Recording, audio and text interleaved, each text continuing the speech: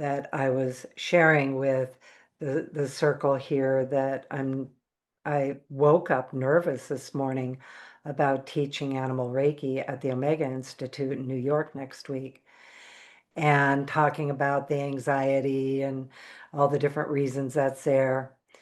And then realizing that, yes, it's about all the different pieces of it. It's not about the class itself and how I get to be on the land there and really spend time in Reiki. And so where I was going with that is one of the very first times I was presenting at the New York Reiki retreat. And it was a pretty international retreat then. And people from all around the world. And I was doing my first gratitude ceremony. And I'm actually a very comfortable public speaker. I've done a lot of public speaking in my life. And I got there and I was so nervous. I was sick. Like I was suffering from it. And so I sent Reiki to myself beforehand, during, and then one night I was drumming by the moon and asking for help to manage the anxiety I was feeling. And I heard a very distinct voice, and I don't usually get like actual voices. And I heard a very distinct, distinctive voice saying, "It's not about you." So I was like, oh. And the voice said, "It's about the people and receiving gratitude, and you receiving gratitude." And so that has always stayed with me in understanding. And I teach that a lot in Reiki master classes where we're talking about that readiness to actually share Reiki with others, to teach Reiki, even if you're teaching one person, or you actually want to have a full business, is always remember the people aren't there for your performance. The people are there to receive Reiki and for it to really benefit and help them in their life and for the reasons they need it. And the other piece of it is that Reiki always flows through us. And so really that's that action of activating the energy. So now it's what's flowing through rather than trying to come from my own life force. And so that has been that teaching, and that was probably, I'm going to say 2005, so 20 years ago, has been a significant teaching for me, not just in Reiki, but in other circumstances in life where I'm like, you know what? This circumstance isn't about me. Just let it be. Let Reiki come through in the way that it needs to, whether in that moment it's for me or whether it is to kind of create that Reiki zone so that it's in the energy. Um, and so it's been a really beneficial lesson is understanding that so much in life. And that can be really helpful. So anyway, hi. I'm glad to be here today. For those of you listening to the recording, we talked quite a while before I turned the recording on.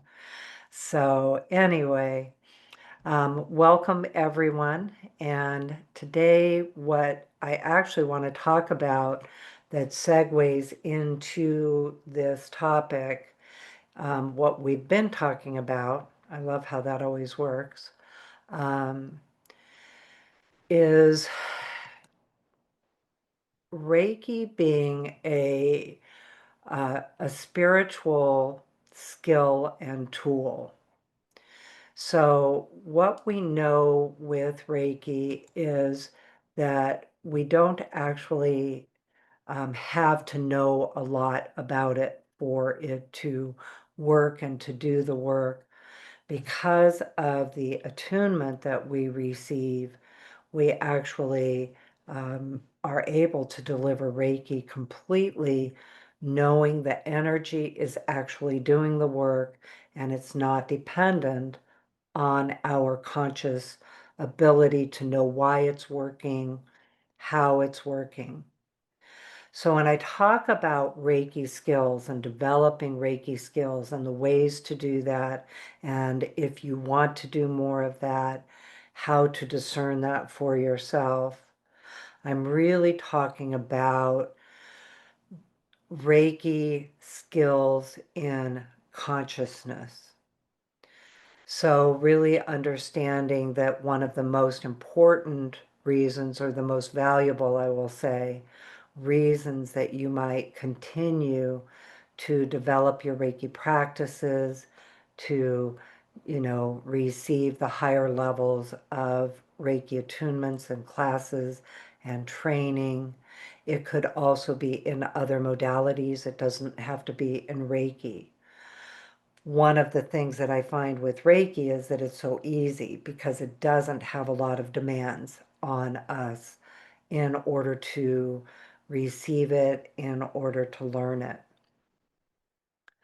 When I first started with Reiki in 2000, and I had been in shamanic training for 3 years already, I really thought that what I was doing was looking for God. And I was, and I am, in whatever that means, and the evolution of what that means over these years has a very different understanding than it did years ago. And then also some of the same understanding that it has had my whole life.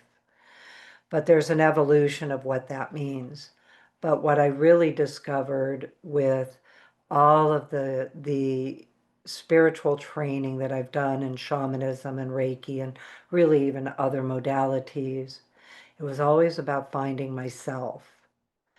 And now I know that so much of the Reiki energy and the training that I've done has actually been consciousness training.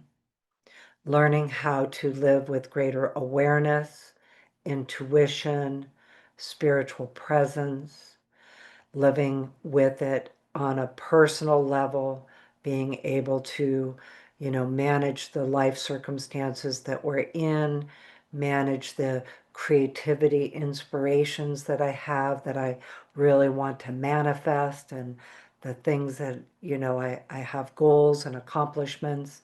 And then also, learning how to be comfortable, just, ordinary contentment and ordinary comfort. And it doesn't always have to be about achievement.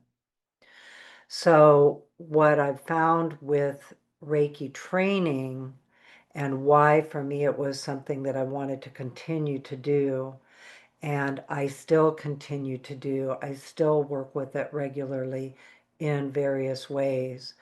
And um, that's the whole thing, is that I have a high interest in spirituality. And because my personal style of spirituality has been self-discovery and inner truth about what that means for me, because I found that um, like a religious setting was not a match for me. And I'm not at all like, I think everybody should have the match for them the way that it works for them. But I felt pretty left adrift when I left the church and decided that that was not a style of connection for me. I always had that connection with nature. I always had a natural connection, but I always wanted more.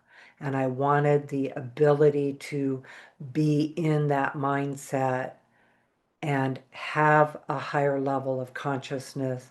I've always been interested in my telepathic ability to connect and be in communion with the earth. What is a psychic ability? Some of those kinds of questions. And I've always had an interest in metaphysics in really all different forms. And so, because my natural inclination to spirituality was through a metaphysical kind of mindset, um, I really needed to find avenues. Like, how do I do that? Because there was a part of me that always wanted community like what we have here. And so without that community, I felt like I didn't have other people to talk to or to share this kind of philosophy or, the things that we talk about here that, there's a whole lot of groups that even though they know this is what I do, I don't talk about everything the way I talk about it here, um, because this is a safe place to do it. And even if we have a lot of different belief systems, we are all here to be inclusive of that for each other and for each of us to be able to find our inner truth. So I've always been interested in more training. I love having the skills that I have. But most of all, I love the results that those skills give me for my daily life.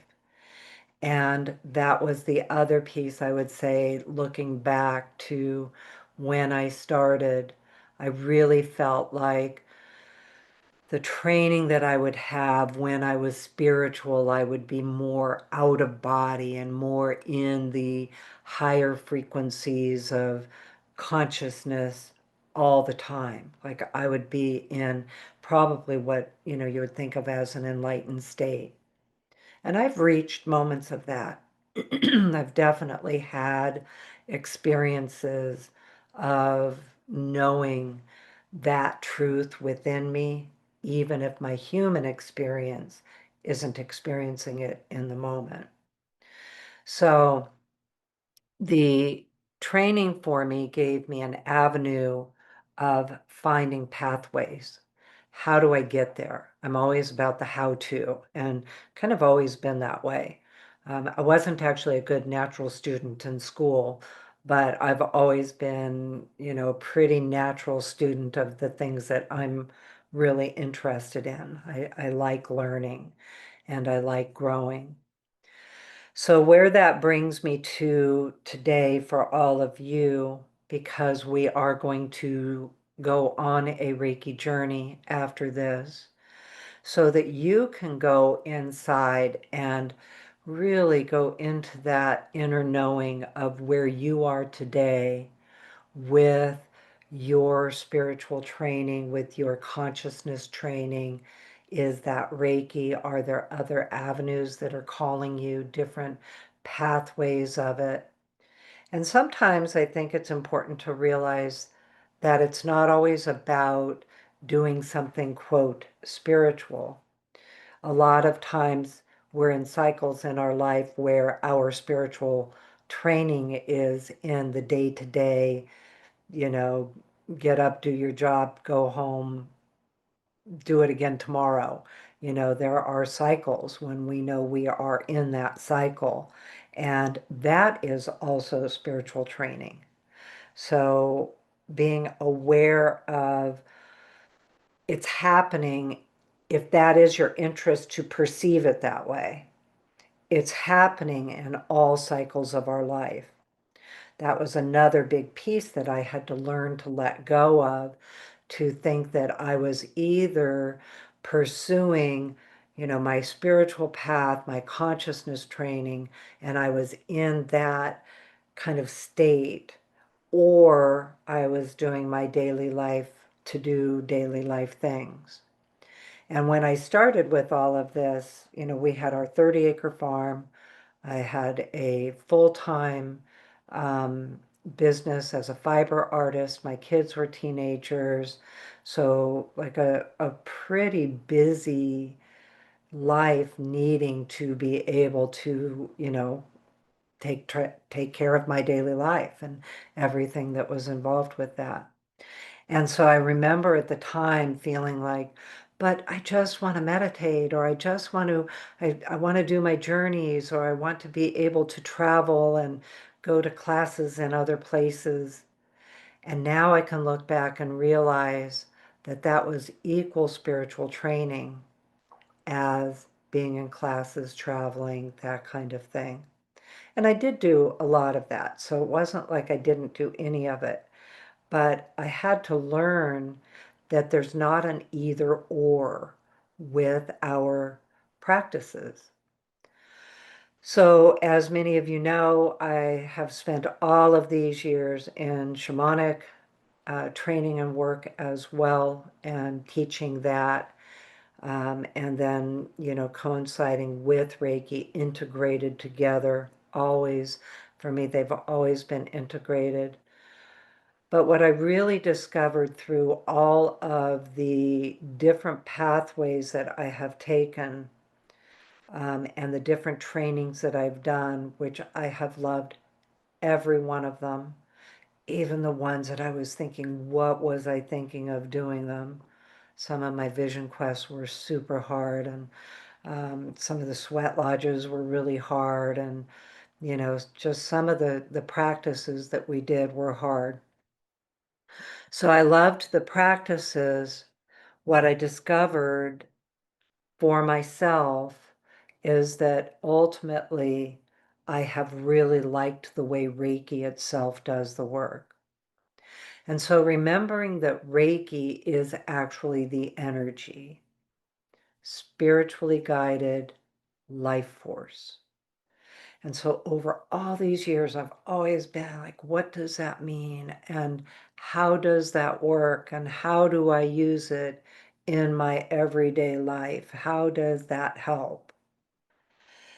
And that is why I think I really ended up focused and being attracted to the Reiki energy, to, use the energy as my pathway of development, consciousness training, consciousness in action, using it every day, developing my personal interest in my own spiritual skill.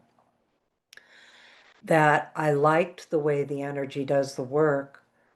And I will tell you, ultimately, it goes all the way back to 1922, 23 with Yusui Sensei.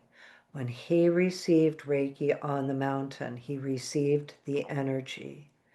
People had been working with Reiki. They talked about it because they meant it as the energy. So different people develop different pathways of accessing the energy.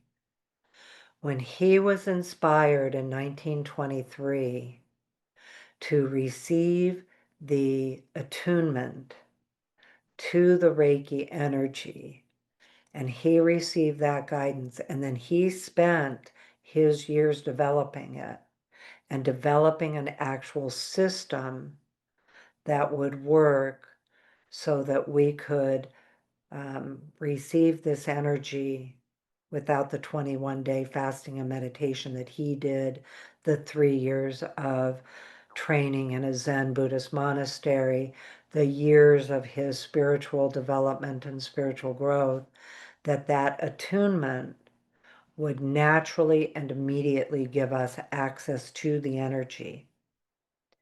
And then also realizing that he was pursuing Reiki for consciousness, happiness, to be able to be in a conscious and happy state of mind. And happiness, of course, can be relative because we go in and out of those experiences too.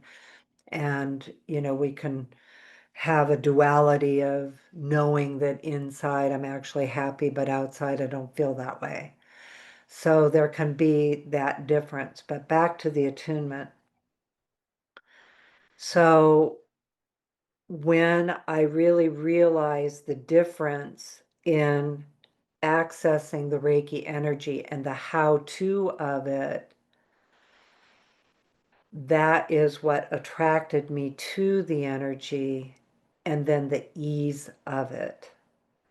And the other day I was talking to somebody, and my massage therapist, and she said, well, this is the year I am asking for a grace and ease. Oh, that highlighted. I'm going to do that too today. Grace and ease. So now I have an energy. So let's just take that as a specific example.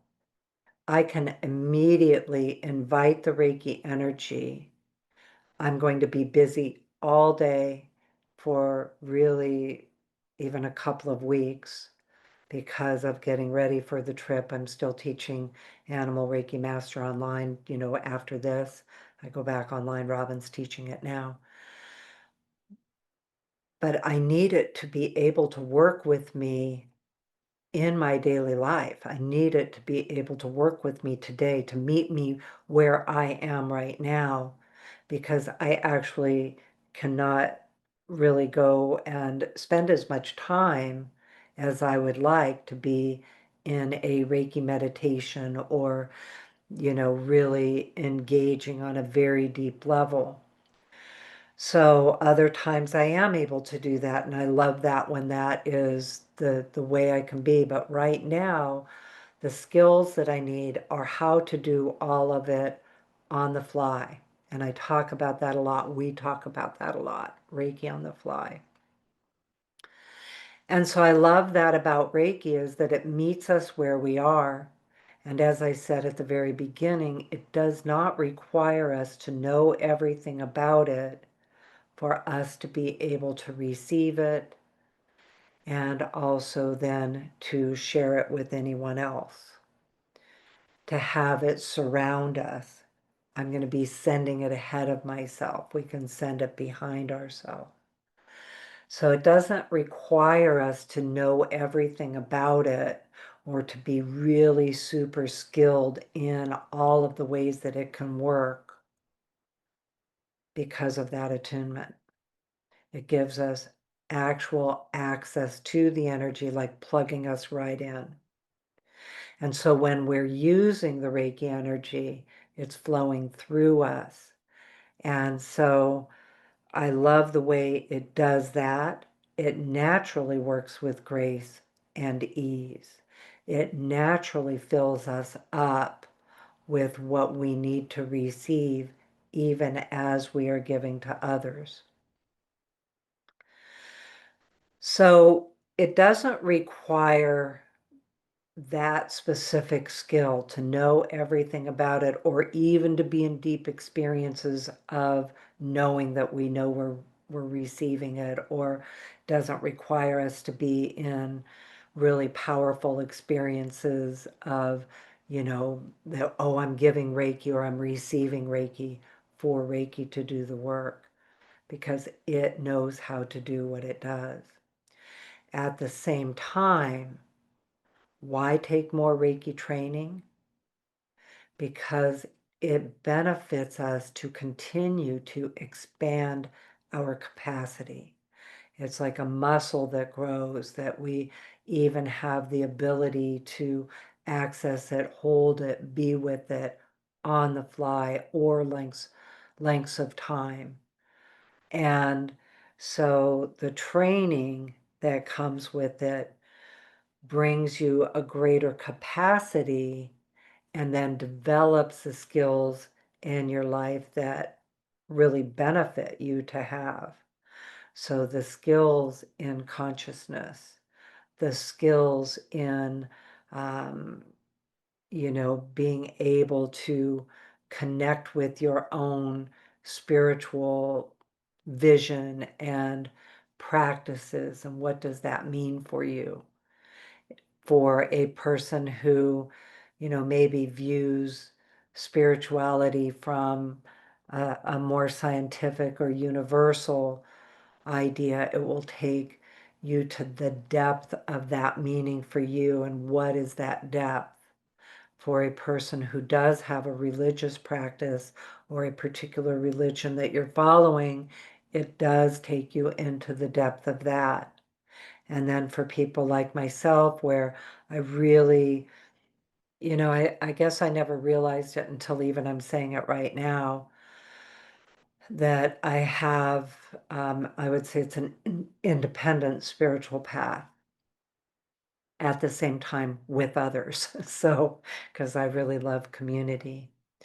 So if you are thinking about, your training, realize that Reiki training going into the advanced levels, and even if you are already in those levels and you want to review or study with more than one teacher or try different classes within that, that modality, um, what we're going to do in the journey today is give you the opportunity to kind of really go in and listen to yourself and think about the skills that you would like to develop kind of in this whole topic that we're talking about, and whether or not there is particular training that you feel guided to.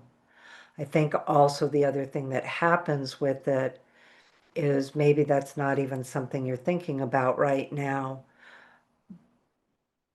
but it actually kind of puts the question there for you to listen for your question and then also listen for your answers.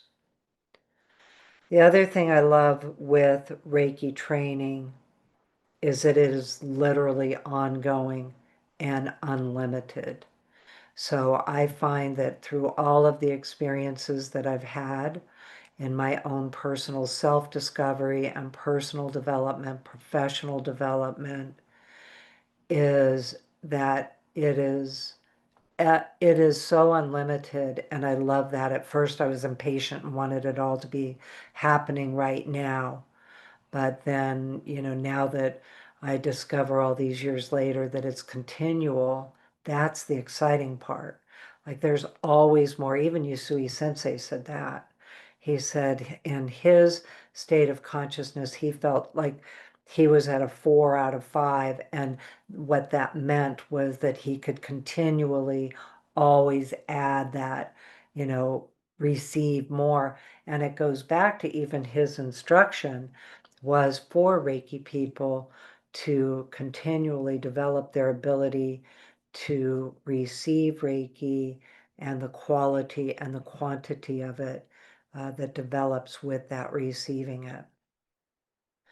So you'll have the opportunity in this journey. There's going to be some, opportunity for automatic writing. Once again, if that's not your favorite, you can just listen for your answers that come through for you and the questions that are asked. And also always know in a journey, you may go somewhere else completely. And so one of the things that we always do is invite the follow-up insights.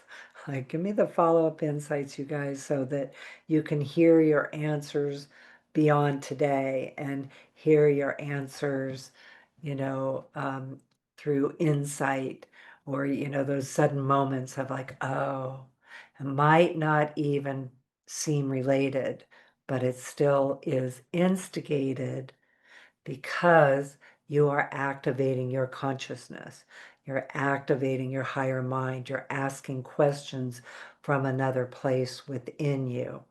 That does include your mind, your heart, your gut, your whole body, your divine guidance, your earth guidance, all of it working together. And then how do you apply it to your daily life? If you are listening to this later, there will be the follow-up recording on YouTube with this journey. So you can go to the next YouTube. And for those of you that are live and sometimes you have to leave, always feel like you can get here late and you can leave early. And we record it all and it goes onto our YouTube and podcast channels. So you can always find it later. And